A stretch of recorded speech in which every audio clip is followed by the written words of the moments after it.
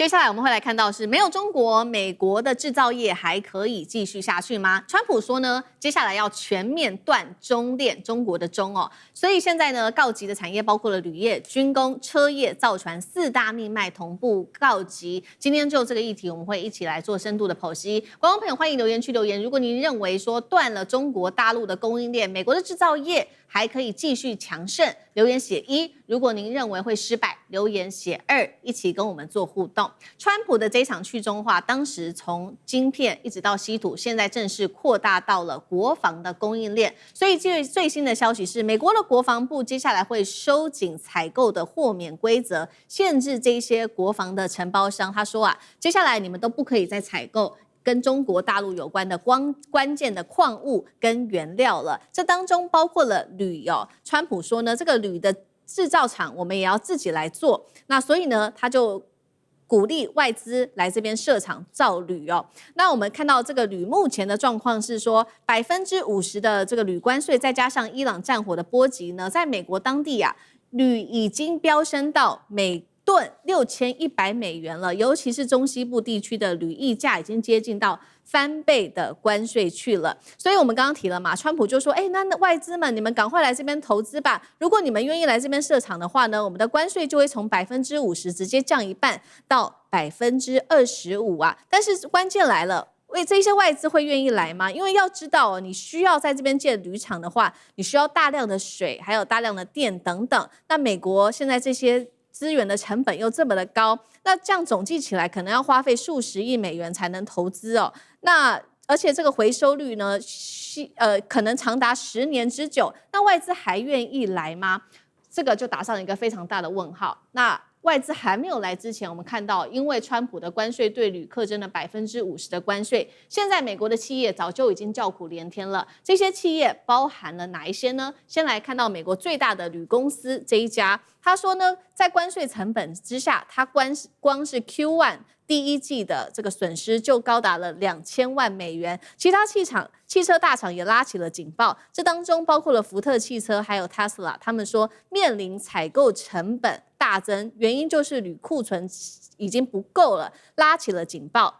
每輛汽車成本在美國現在呢，增加了大約是每台400美元，新建案住宅平均也會增加大約是1萬美元左右。那現在怎麼辦呢？包括了我們看到中國大陸更是收緊了對美國稀土的出口，光是上半年稀土就大減了20%，一沒有稀土的，直接衝擊到的就是美國的軍工了。包括了這一家製造無人機推進馬達的公司，因為這個稀土短缺、磁材短缺，它的訂單被迫延期，最多達到2個月。再來這一家美國的國防公司，它生產飛彈紅外線感測器的，沒有了這個鍺的庫存，已經降至安全的庫存，對於他們的生產也出現了非常大的壓力。部分的這個國防材料的價格已經飆升到限制前的5倍以上，甚至有一些關鍵的材料暴漲，達到了60倍的一個價格。所以今天節目一開始，先請教賴老師怎麼看？現在川普說了，我們要全面的斷掉中國供應鏈，國防承包商也禁止購買中國大陸的材料，還祭出希望外資來蓋鋁廠等等啊。那麼投資的金額會非常多，可能達到數十億美元，這些外資還會來嗎？川普的去中化真的做得到嗎？那賴老師怎麼看？我覺得川普旁邊的這些公務人員或者是他的顧問，我覺得他們本身真的是有問題了。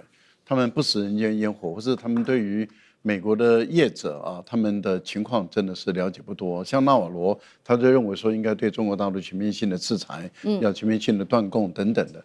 可是他不知道美國的本錢到底有多少，美國的底還剩下多少？您談到有關於鋁，例如說冰箱要鋁。鋁門窗，我們講的建築業要鋁，汽車工業要鋁，有多少地方它都需要鋁，造船業要鋁，飛機工業要鋁，到處都是需要鋁的這個製品。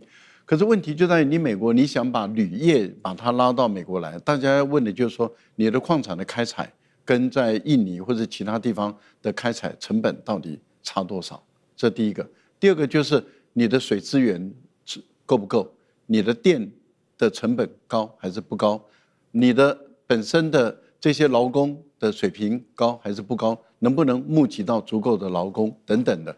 那再加上運輸，你所有的這些都計算在內的時候，我想很多人他就會開始去思考了，說那我把我的工廠搬到美國來，在你美國的鋁礦產的區域裡面來設，那你這些基礎的設施、配套措施、交通運輸，我整還有就是你的工會的影響，你的電力的價格，你的人工的價格什麼等等，甚至最重要就是說你的勞動力能不能充沛的供應，這些都不夠的情形下的時候，那他算完了，你的關稅減25%，怎麼會有吸引力？沒有吸引力的。既然沒有吸引力，他怎麼會去設廠呢？所以你看，川普的這個關稅戰已經打了1年多了，打到現在沒有幾家公司回到美國去設廠啊。包括美國自己的公司都並不多回去美國設廠，更不用講外國公司跑到美國設廠了。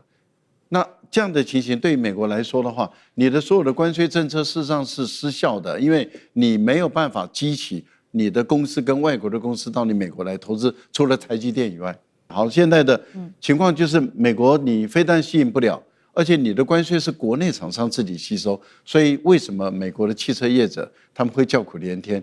就是因為是你美國的進口商吸收嘛，怎麼會這個道理？你川普到今天還是不懂呢？那我個人認為，以川普的目前的一個做法，他事實上要跟中國大陸切斷關係，他做不到，而且對於他來講，只會讓國力更加的衰敗而已。好，所以川普執意要切斷跟中國大陸的關係，那現在受害的就是最直接就是企業嘛，他們叫苦連天。那現在怎麼辦？哪一些企業影響有多深？對於美國企業的影響，重創到底又有多大？那酈將軍怎麼看？我先講一個我自己親身經歷過的一件事情。有一天我自己開的車子，這個不小心這個自己擦撞到了，後面屁股被擦撞到。那我想說，一個凹進去一塊嘛，這個認識的這個修車的朋友打電話給他，我說你可不可以幫我鈑金一下？他說你那塊這個他先確定一下是鋼還是鋁的，他叫我拿一個吸鐵去吸吸看。他說吸鐵吸吸看，如果吸得住的話，就代表是鋼材，那可以鈑金。如果說是吸不住的話，那代表鋁哈，那你可能整片都要原厂換掉，那成本那修起來工資就很高。那後來我才了解到，原來很多汽車現在來講，它不用鐵哈，它用鋼啊，用鋁。為什麼用鋁呢？因為比較輕，就跟飛機一樣。飛機為什麼要用鋁？它比較輕嘛。你想想看，如果一架飛機那麼大，如果都用鋼來制造的話，那飛機重的可能就起飛不了了。那汽車用鋁來講的話，它當然可以更省油哈，這個跑的速度可以更快。所以為什麼這就是福特 F150的皮卡哈，原來是用鋼打造的車身，現在要用鋁，因為它可以更輕、更省油。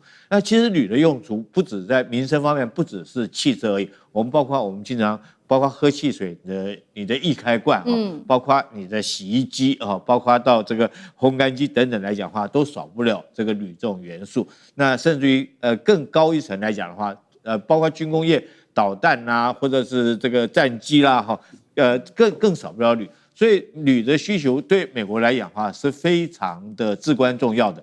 但是為什麼美國現在這麼至關重要的這種鋁這種材料來講的話價格會飆漲到每噸到$6100。$6100是什麼？是已經是翻1倍的漲價了。對，我第一個原因是美國自己對於鋁提煉的冶煉的技術已經這個萎縮了哈。在2000年的時候，美國這個鋁冶煉的工廠有22家工廠在冶煉，那到今年只剩幾家？只剩4家，所以它自己產能很明顯的不夠。那原来它可以每年可以到達煉出370噸的鋁，現在來講每年只能煉67噸，整整少了將近快360噸，所以美國自己能源不夠。第二個當然跟這個波斯灣這次的打仗有關波灣戰爭，你知道這個中東這個是全世界最大的鋁冶煉的這個產能占9%有2個大公司了，一個是位於阿聯的環球鋁業，一個是位於巴林的鋁業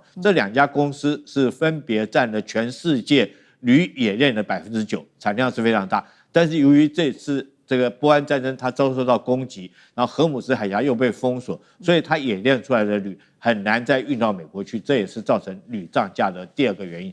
第3個，我認為最重要的是，也是美國自己搬石頭砸自己腳，它自己搞關稅。這個第一季來講的話，就是我們這邊講第一季，它因為增加關稅啊，你自己這個鋁你本來就要進口啊，我們這個川普不是他原來鋁的這種進口大概就關稅只有25%，他把它提高到50%，你這不是搬石頭在砸自己腳嗎？所以說你美國因為提高關稅，然後造成自己的成本增加很多，所以這個第一季來講的話，有一家美國鋁的这種巨頭來。產業界的巨頭來講，他光這個成本就損失了2000萬美元，所以我覺得美國自己這都是他們自己搞的，川普自己搞的，自己又要打仗，自己又要降關稅，好，然後自己產能又不夠，所以未來是不是有很多的這個製造業來講的話，你就必須要跟中國結合在一起，不然的話你自己來講的話是很難這個自己滿足自己的需求。對，好，所以。這樣整體來講的話，川普到底有沒有辦法真的做到美國製造呢？因為真的很矛盾哦，他這個美國缺鋁，但是他還是要斷了這個來自於其他國家課高關稅哦，是不是拿石頭砸自己的腳呢？那另外我們也看到說，其實美國要發展製造業，現在另外一個非常大的問題就是缺工的問題。那尤其呢，我們看到在海上哦，一年中國大陸可以造1000艘船，美國只有個位數，一年只能現在預估3艘哦，這是來自於最新播客中國大陸的一位播客的說法。那我們也來看到說，目前的美國職缺的部分，750萬個製造業技職缺都是找不到人的，光是海軍潛艦的建造就缺了40萬名的焊工，還有電工，還能夠去中化嗎？那楊老師怎麼看？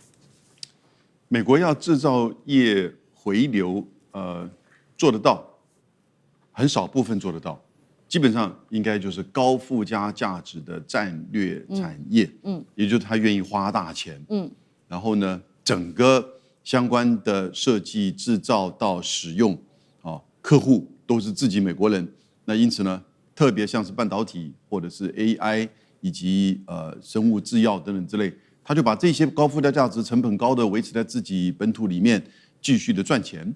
這個也許他做得到，其他的我覺得完全做不到。那第二個回答問題就是有沒有可能跟中國去切斷相互的，就是這種製造的關係哦？那我覺得基本上完全不可能。而且你看昨天。王毅跟 Rubio 在馬尼拉的會議當中，其實就已經確認了9月份，習近平應該會前往美國訪問。那這樣子的一個框架建立起來之後呢，美國基本上就是把他自己最核心的部分，他要把它框起來，其他的部分大概都維持之前的全球化跟中美之間的合作關係。但是其他的部分為什麼做不起來？3大因素很簡單，其實沒有原料。你剛剛講了鋁啊、鎳啊、鋰啊。第二個。這個沒有原料之外呢，它也沒有這個稀土關鍵的礦產，那這個是第一個。那第二個，那思敏剛才講，沒有工人，沒有技術人才，最重要沒有技術。鎳、鋁、稀土這麼簡單，你挖出來就可以用嗎？這個就是證明，其實這個技術才是真正的關鍵。中國掌控這個技術啊。那第三個呢，也就是它根本沒有那個完整的。這個所謂的產業鏈，對啊，生態系啊，以及群聚的效應，因此他就希望說，把台積電，因為台積電代表不是只有一個廠，台積電代表是整個台灣的半導體的產業，整個都往美國移，那個是一個產業鏈，一個生態系的移動。那他在這個方面倒是做的，就是說不錯。應該講他做的不錯，還是我們台灣配合的不錯啊？這個剛才賴老師的態度就告訴我們。所以呢。這方面也許他真的做得到哦，你花大錢，然後呢提高成本，可是其他的部分呢，我覺得他很困難。那至於說你要跟中國去脫鈎斷鏈，這老早已經確認。其實10年之前他想要把中國變成一個孤島，讓中國的科技發展這個停滯，結果10年之後呢，你就看到其實變得孤島化的呢，反而是美國了。好，謝謝楊老師。那我們休息一下，馬上回來。觀眾朋友們，我們要開會員頻道啦！因應呢美中、中東還有印太的亂局，你看到的是新聞，我們看到的是背後誰在操控這個世界。加入會員可以取得獨家視角的通行證，你將優先取得更深的觀點判讀，包括了核心真相分析、歷史脈絡拆解、局勢推演邏輯。同時解鎖會員勳章、優先互動權、問題解析、幕後花絮，支持我們製作高品質的影片。點擊下方的加入鍵，一起成為戰友吧！我們會員頻道見。